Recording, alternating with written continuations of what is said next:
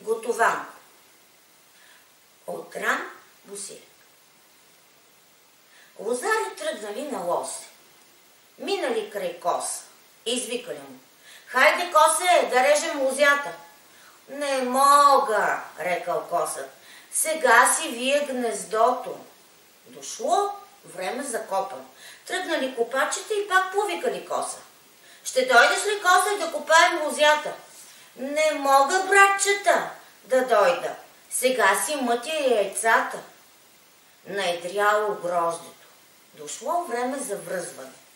Връзвачите минали край коса. Рекли му: "Тръгвай, косе, да връзваме лозята." Косът отговорил: "Малки са ми още пиленцата, не мога сами да ги оставя." Тръгнали лозарите за последен път да пръскат лозята, минали пак край коса. Той се люшкал и се свирукал на една клонка. "Хайде, свирчо, да пръскаме лозята," подразнили го пръскачите. "Не мога," отвърнал косът. "Заед съм, много съм заед.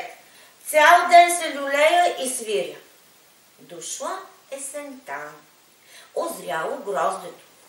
Тръгнали гроздоберци, минали покрай косовото гнездо. Няма кос, няма косета. Стигнали в лозята. Гледат. Косът и косетата кълват най-едрите зърна от гроздето. "Какво правиш тук, косе?" попитали го берачите. "Не виждате ли? Подраних за беритбата, па доведох и косетата да помагат." "Хубава помощ," обадил се един от берачите. "Не берете, а кълвете. Защо не дойдохте да помагате за рязане, за копане, за връзване, за пръскане?" Тогава си гледах пиленцата и пях в гората. И ние, деца, гледахме, и ние пяхме, но и работихме, а ти с цялата си челяд наготово идеш да кълвеш."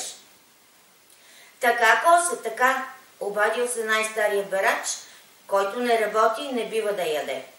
"За да заплатите изобаното, сега ще помогнете в беритбата и ще ни попеете. По-спорно и по-радостно се работи, когато се пее, и по-добре се пее, когато се работи."